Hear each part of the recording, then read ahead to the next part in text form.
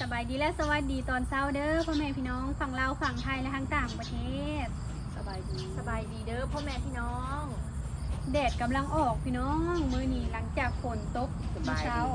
สบายดีเด้อพี่น้องที่ไทยที่ลาวต่างประเทศมากินข้าวเช้าโตซุปอบเบะ กระซุปอบเบหรือว่าอบแพะเนาะพี่น้องพอดีเห็นเพิ่นขายและคิดอยากกินอบก็เลยซื้อมาเฮ็ดกินกันเอาไปซื้ออยู่ร้านกาแฟเนาะน้อยเดียวพี่น้องหักแซ่บซื้อเพิ่นกินนะแซ่บเลยหัวชิ้นไข่ใบหัวชิ้นไข่แล้วก็มีแก้วมักเล่นแล้วก็ลวกผักคาดผักมันแก้วพี่น้องมักถั่วพูหน่อยนึงมักถั่วพูไปลอยของลุงน้อยมันกำลังเป็นเนาะ กำลังเป็นหลายๆเลยอันตัวผู้สีชมพู พี่น้องกำลังเป็นสีม่วง เป็นดอกปลูกเป็นแป้ดุนละค่ะ ที่ว่าที่บ้านหิ่งเลย ก็มันเป็นบักหลายเนาะกำลังเป็นย่อนอยู่พี่น้องบักหลายขั้นเอาไปเก็บกินบ่ทันนะแก่ไว้เนาะ มันคนละแนวคนละพันธุ์ เป็นพันธุ์เขียว ถ้าเบิ่งพัน มี3 สายพันธุ์ที่เราปลูก พันสีม่วงลองเบิ่งมันสีอ่อน อ่อนได้ไหมอ่อนยาวสี โอ้ หวง ขา ค่ะ ใหญ่เนาะ พันธุ์นี้ค่ะบอกคักบอกเอาพันธุ์นี้ พันธุ์นี้มันน้อย แก่ไวๆกำลังกินได้อยู่ซ้ำค่ะ แม่กินข้าวก่อนนึงแล้ว กินแล้วหน่อยนึงพี่น้องกินแล้ว แม่ก็หลายปันได กินลายกับพิษเลยพี่น้องพญาคนเป็นนั้นความดันอย่างนี้ต้นหามเบนเบนเอาไหมเนาะ คอเลสเตอรอลคนอ่อน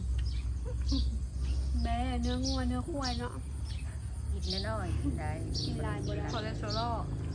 พี่น้องแม่น้อยนะ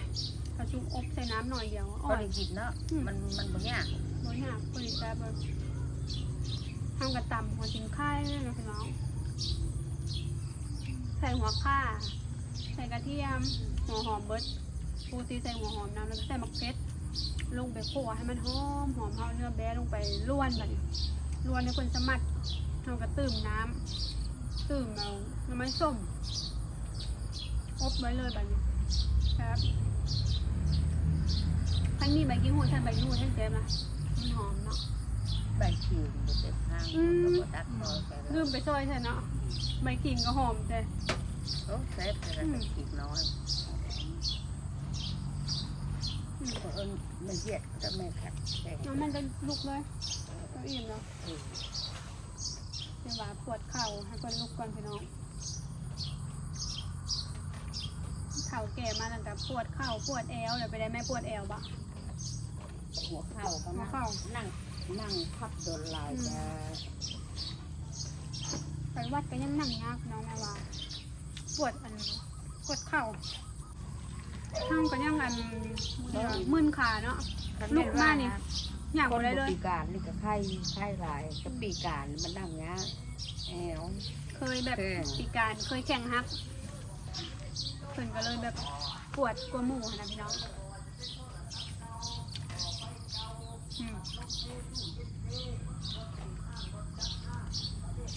โทรศัพท์เก่าเอาไปแลก โอ้ ขัน ท่านหมาได้ยินรถนี่นะพี่น้อง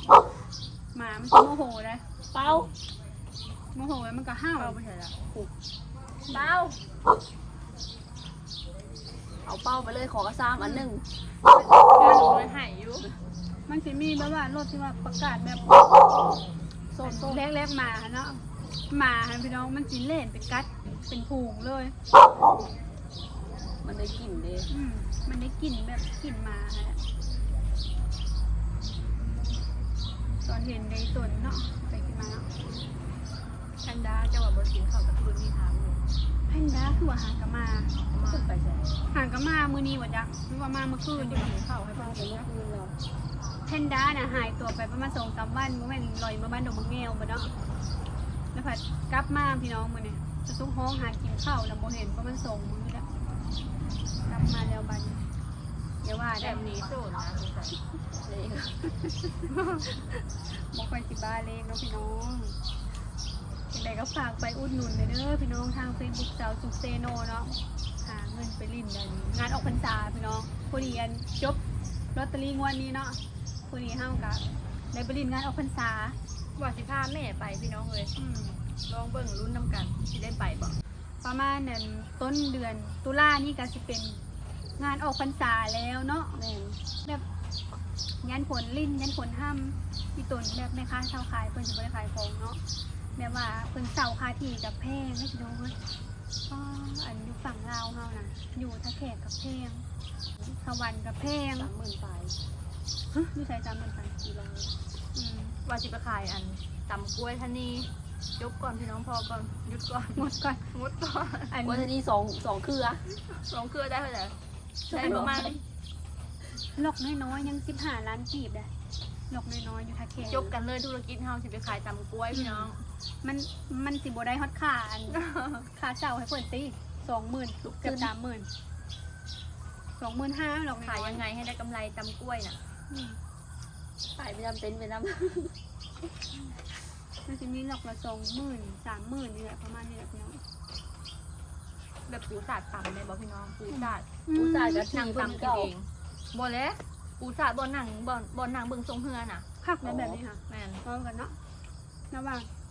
เอาจานมาเนี่ยไปปูให้เบิ่งนั่ง แม่น ปูอยู่ใส่เพิ่นก็ไล่เอาคา บ่ ที่ บ่ได้เอาปูให้เพิ่นกินมีแต่ตำบ่ปูบ่ที่เฮาขายเฮาหนังว่าเฮาขายเฮาตำ สั้นๆแล้วเขาตำใส่กล่องแล้วเพิ่นตักกิน แม่ เลาะไป แม่ น้ำบนบ่ ใส่กล่องโฟมไปเลยเพิ่นก็หนังเบิ่งแข่งเฮือเพิ่นก็ต้องซื้อ กินตำเดียวกันนี่ เบาเรื่องกินนั่นเบ้มาน่ะเจ้าซุกคิดอันพอตอนเจ้าซุกอันกลับแต่ไทยรอเมื่อกี้นี่เจ้าซุกนะเจอกับหนุ่มไทยคือแบบเพิ่นมาเที่ยวลาวเป็นแก๊งเลย ประมาณ5-6 คนอยู่แหละมาแต่สกลนครแล้วก็มาแต่อหย่าง เอาพนม นครพนมก็น่าจะมีแล้วก็มาจากอันอหย่างว่าจังหวัดยำขึ้นไปขอนแก่นอหย่างนี้บอกเพิ่นว่ามาเที่ยวอันลาวครั้งแรกไม่รู้จะไปเที่ยวตรงไหนที่ท่าแขกแต่ว่าดูมาในอันในเน็ตในโซเชียลเพิ่นว่าจะมาเที่ยวท่าฝรั่งเพิ่นว่าเนาะ คือเพิ่นน่ะบ่ฮู้ว่าท่าฝรั่งช่วงหน้าฝนน่ะเขาเจ้าปิดน้ำมันจะท่วมทาง เพราะว่ามันเป็นทางต่ำลงไปแล้วเข้าไปท่าฝรั่งเนาะเป็นทางแดงแล้วเขาเจ้าปิดมันจะท่วมตูบที่เฮานั่งริมนั้นริมน้ำนะพี่น้องก็คือไปเที่ยวบ่ได้ช่วงนี้ ต้องเป็นหน้าแล้งถ้าว่ายังมาเที่ยวท่าฝรั่งเนาะสาวซุกพอฮู้อยู่สาวซุกก็เลยแนะนำเพิ่นไปเนาะพี่น้องพอดีเพิ่นถามเพื่อนที่ว่านั่งใกล้ๆกับสาวซุกนั่นแหละอันเพื่อนนั่งรถมานำกันแล้วสาวซุกก็แนะนำเพื่อนสาวซุกพอฮู้เนาะพี่น้องแนะนำเพื่อนว่า ช่วงนี้นะอันพี่ไปเที่ยวเป็นอันห้วยน้ำใสดีบ่ว่าซั่นมันจะมีห้วยน้ำใสน้ำเนาะทางเข้าไปอันแม่นบ่ทางเดียวกันกับปลาเสื่อมบ่ แม่นให้พระเจ้ารีวิวต้องกับบ่เคยไปหรอก อันสาวซุกก็ยังบ่ได้เคยไปดอกพี่น้องเลยแต่เห็นในเน็ตที่เขาเจ้าลงว่ายามนี้หันน้ำใสใสแม่นต้องรอผลสงัดเนาะต้องไปเที่ยวได้เฉพาะยามนี้อีกได้ แม่น เพราะว่ามันมีน้ำยามนี้ไหลลงมาแต่ผู้คนในเมืองท่าแขกเอาไปหลายน้องอยากไป แต่เฮาบ่เคยไปหรอก ยังไม่เคยไป ตกมา เพื่อนว่าอันต้องไปแบบโซนโบสายแห้งไว้สั้นซะมันจึงน้ำใสกันไปคนลินหลายมันก็สิคุ้นสมมติก็ลองแนะนำเพื่อนไปแล้วก็ฮู้เพื่อนเบิ่งพร้อมได้เพราะว่าเพื่อนยังบ่มีเน็ตเพื่อนมาเที่ยวลาวเนาะแต่ทุกก็อยากแนะนำเพื่อนได้พี่น้องเลยด้วยความที่ว่าเพื่อนว่ายังบ่เคยมาเที่ยวบ่ฮู้สิไปหม่องใดสิไปภาคไสสิไปหาอันใดเนาะในเมืองท่าแขกแต่ทุกพ่อฮู้แล้วก็ได้ยินในที่เพื่อนเว้าให้ฟังหานหม่องนี้เปิดใหม่หยังนะก็แนะนำเพื่อนไปเนาะอันดับแรกก็บอกเพื่อนว่าคันอยากไปเที่ยวแถวในเมืองก็สิเป็นแบบลาวเท้าได้ยินเพื่อนว่าอาหารแซ่บเสพเพลงม่วนเพื่อนว่าเนาะร้านลาวเท้าก็จะติดกับร้านนั่นเอ้ยขันผู้คันหน้าที่ว่าเพื่อนให้เช่ารถมอเตอร์ไซค์เนาะถ้าว่าเพื่อนนั้นสะดวกอยากแนะนำเพื่อนอยู่ไปเช่ามอเตอร์ไซค์เอามันได้ทัวร์แบบ อุ้ยดุกดิก ค่ะ ย่า จะมีรถตู้รถตุ๊กอันพี่สะดวกแบบไหนก็ขึ้น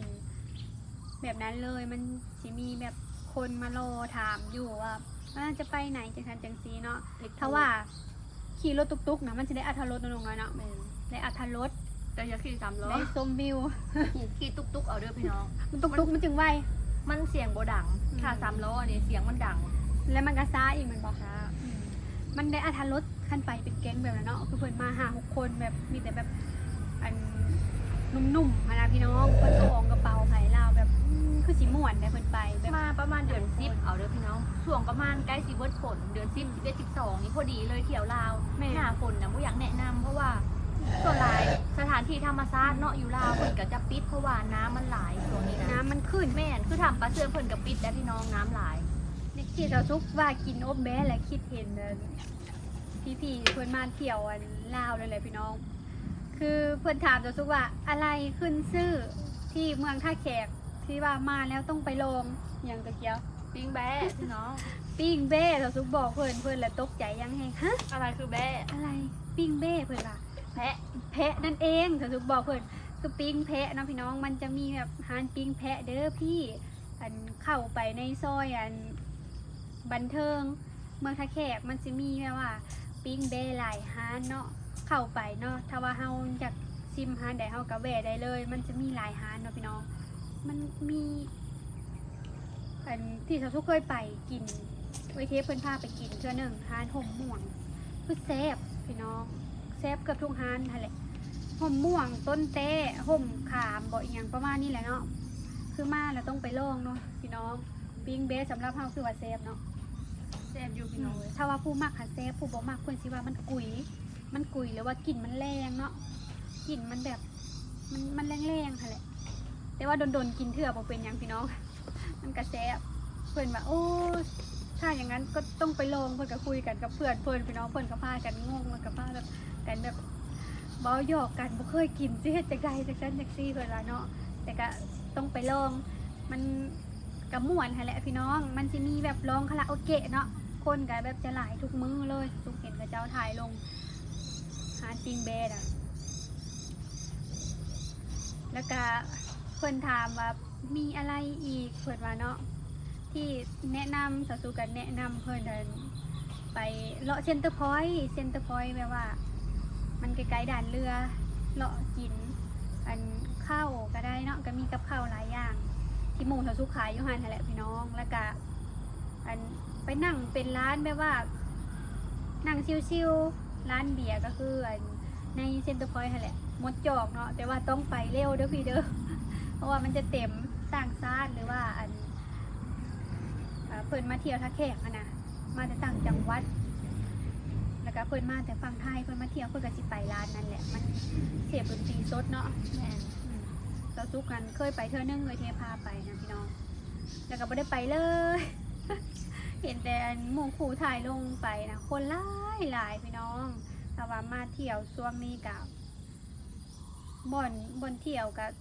มันกะสิบ่ค่อยหลายปานใดแหละพี่น้องทางเที่ยวธรรมชาติกะ